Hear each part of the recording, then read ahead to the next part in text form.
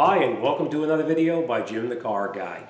Today, this is the third in a series of what the heck were these tools used for back in the 60s and 70s. And the first one that we talked about was this one right here. This, as you can see, is called, this side, it's called a tack and dwell. What you would do is you would start the car up, obviously, and you could check what the dwell was on the points. The dwell was actually adjustable with either a screwdriver or a special tool to set the dwell to the proper specs. From what I recall, any GM product was anywhere from 28 to 32, obviously 30 being the ideal spot where you wanted it.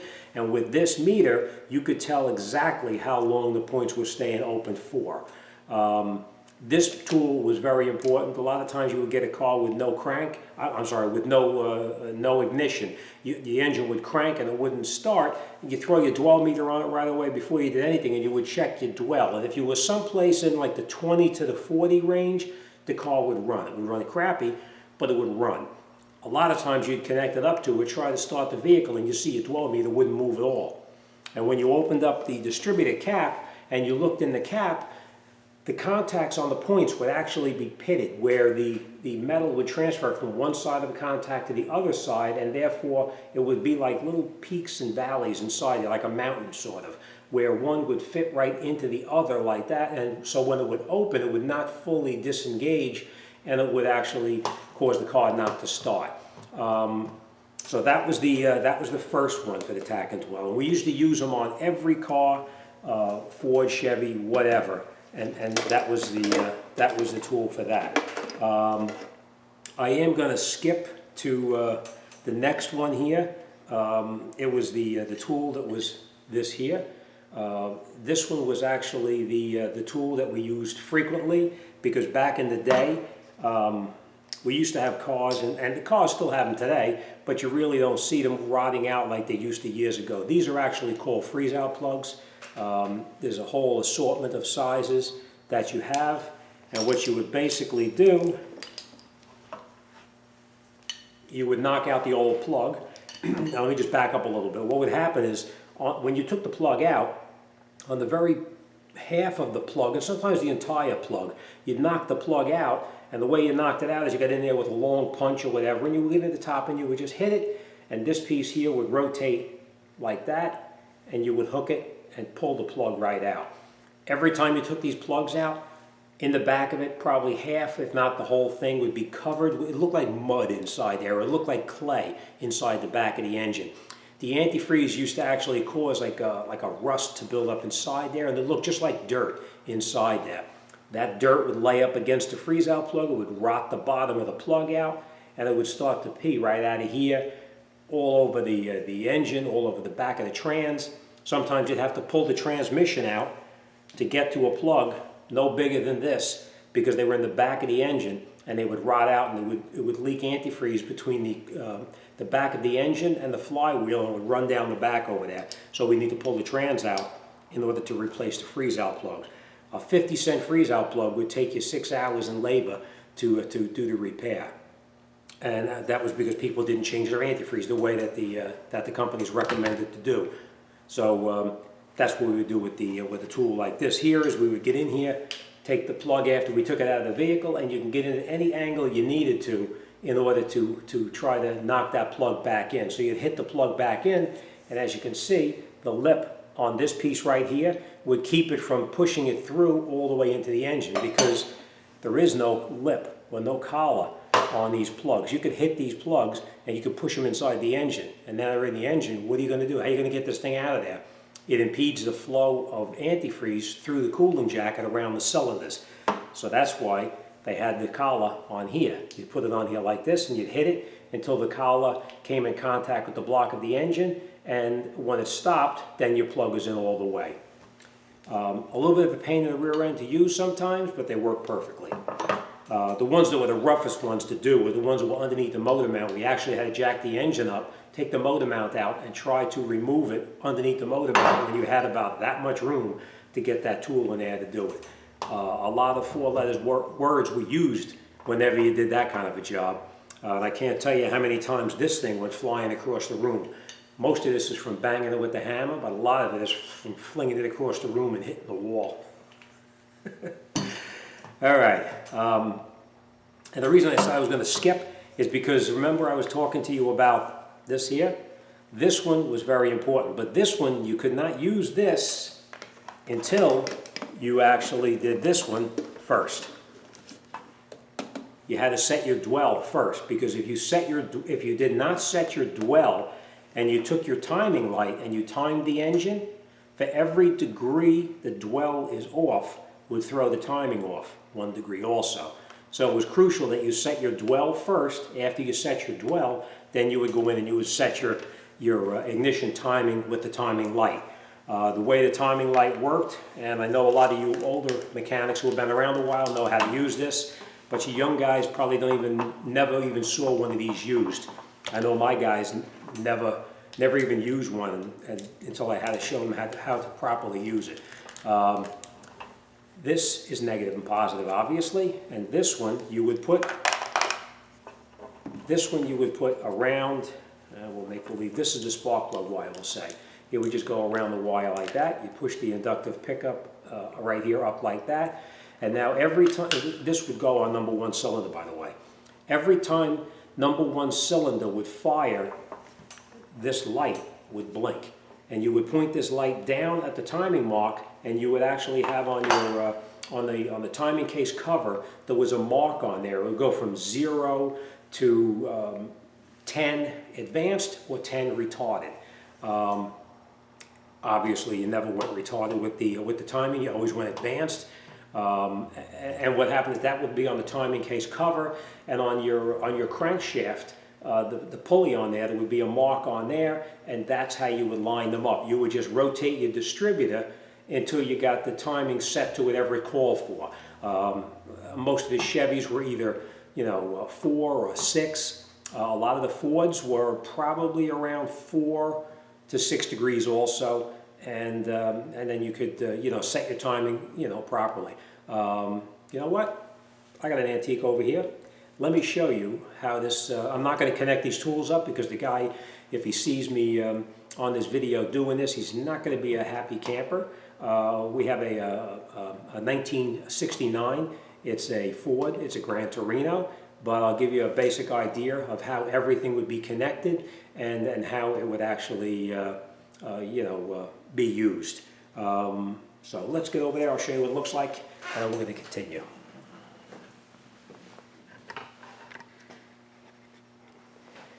All right, this is actually a 69 Ford. It's a 302, as you can see, and right underneath here is where your points and your condenser are actually located. I'm not going to open it because, like I said, it's not here for that. You would pop off these cap clips right here. You would take the cap off, and down underneath there you'd have your points.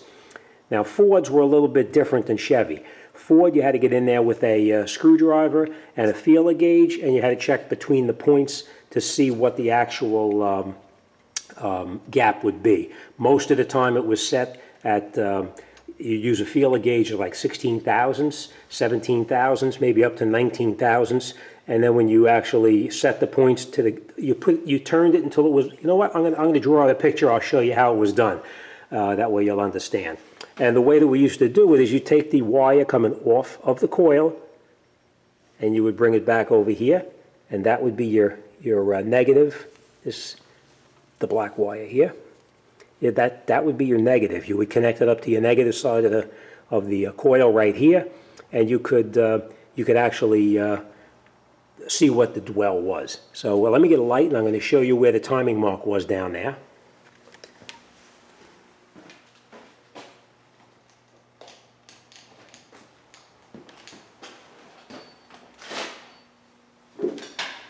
I don't know if you can see it, but we're going to try. Okay. It's been such a long time, I forgot what side the mark was on. And if you can see down on the, crankshaft right there where it says right in here where it says BTC, before top dead center, and you see that little pointer on the side there that comes out, you would actually rotate the distributor until it would line up with whatever. I think this car here, if I'm not mistaken, this called for about 4 or 6 degrees, and you would actually rotate your distributor right here. Let me just show you real quick. You would actually come down underneath here, loosen up that screw right there. Obviously, you had to remove your vacuum advance because the vacuum would advance the timing, so you had to pull your vacuum line off, plug it, loosen your screw up right here, and then you would hold your distributor while the car's running, and you would rotate this until down here it lined up with the whatever it was supposed to be lined up with. All right, so that's how that worked. And I'm going to show you, I'm going to draw a little picture for you of how the points were actually set on this here. But basically what it is, let me see if I can find something on the computer, and we'll look at that later. All right, but that's pretty much how everything was done back in those days. All right, so I'll give you a little idea of what this car looks like, so you have some idea of what these.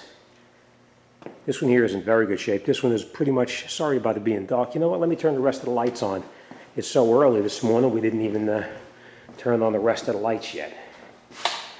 That's much better. That one I'm not going to show you because that's almost finished. But that's the car. It's in pretty good shape, right? All original. I think it's got like 30 some odd thousand miles on it. Nice, right? You don't find them like this anymore.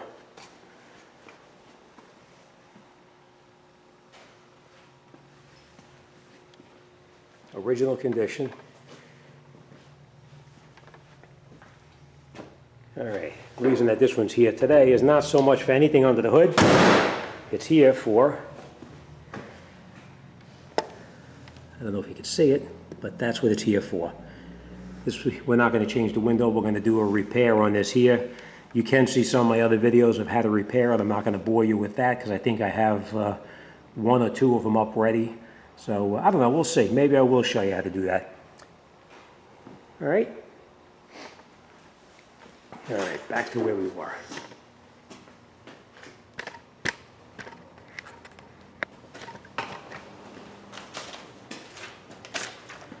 Okay, let me get a piece of paper.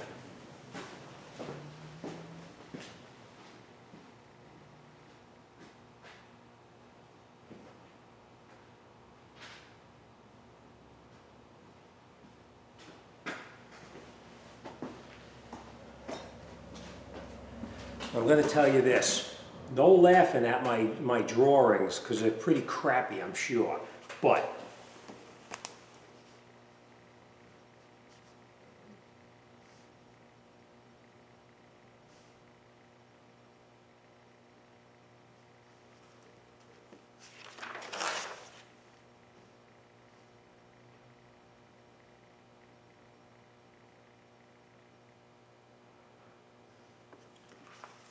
okay, no laughing. Okay, you see how this is actually here? There's these little like bumps right here. You would actually bring the point, the rubbing block on the points right to that highest point right there. And what would happen is that highest point would actually open and close the points so that you would have the correct dwell. So it was very important that whenever you did a tune-up on a Ford, not a Chevy, a Ford, a Chrysler, any of the other cars except the GMs, it was very important that the rubbing block on the points came in contact with this piece right here. Very important, because if you set it on the flat part right here, you'd crank the engine and that would never, it would never close. It would stay open all the time. So it was very important that you put it on the highest point right here when you set it. You just turned the engine by hand. You would grab the fan, which you can't do today. You would just grab the fan and rotate the engine, and you would watch the distributor turn until it came to the highest point. And when the rubbing block on the points came in contact with that part of the distributor, you would set the points open to whatever the gap was. Like I said, it was probably about 17 to 19 thousandths of an inch. And then when you started it up, after you started it, you will confirm that your points were set correctly. If you made them too tight or too loose, you could check it on here to see what the actual dwell was on the engine. All right, and then after you did the dwell, you would go ahead and set your timing like I explained. All right, so that's the answers to the third in a series of what the heck were these tools used for. Let's see, we did the tack, we did the freeze-out plug. Ah, I forgot something. That. Remember this one? We were all saying, what the heck was this thing used for? Well, this is, and remember I gave you a hint. I said, I'm in New Jersey, right? New Jersey cars were stolen like crazy. The way they used to steal them, I'll show you. The way they would steal them is they would take a screwdriver, very long screwdriver like this, and right next to the, we're going to make believe that this is the key lock where you put your key in on the door. What they would do is they would take this tool right here, put it right against the side of the lock right here, and they would hit this tool, push it in, and then they would just do this. Push this piece up, and they would unlock the door and get into the car. So that's how they would steal the cars. Very simple. They could steal a car in 2 seconds. They could take that car, go up to the side of the car, hit this through, push it up, and the door was open, and they're out of there. What this tool used to do is we would get the cars in after they were vandalized, and no, I didn't make my living taking cars. I used to fix cars.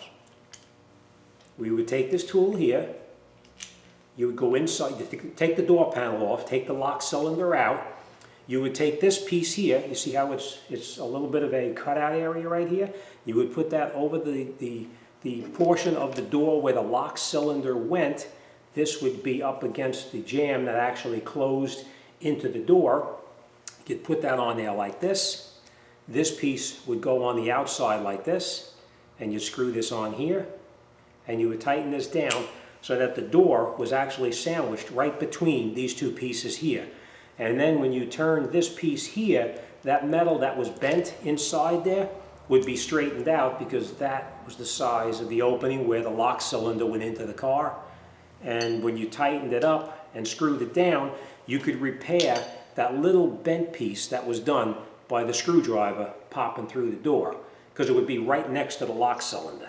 If that was to make them believe it's the cylinder, if it was right next to the cylinder right there, they'd push it in, and then what you would basically do is that little piece in the back right there, you'd bend it back out, and then you would put this tool on there, and you could straighten it out. It was, most of the time, you couldn't even tell that it was actually ever stolen or vandalized or anything. This tool worked great. I probably used this hundreds and hundreds of times. I can't even tell you how many times I used this thing here. It worked great, paid for itself probably 10 times over. All right, and I think that was it. Tack and dwell, freeze-out plug tool, the door repair piece, and the timing light. That's it. That's the answers for the third in a series of what the heck were these tools used for. I hope you like that car. That car is actually is a very clean car. You don't find them like that anymore, especially a car that's what, almost 50 years old, 40 plus years, 46, 47 years old. You don't find them in that condition anymore. That's a really nice car. That's it. All right, so watch for my next one, the fourth in the series of what the heck were these tools used for.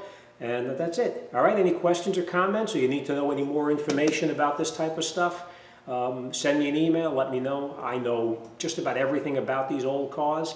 So any information you need, just ask. I'll be more than happy to share it with you. And as always, thanks for watching, and I'll see you on the next one. Thanks again.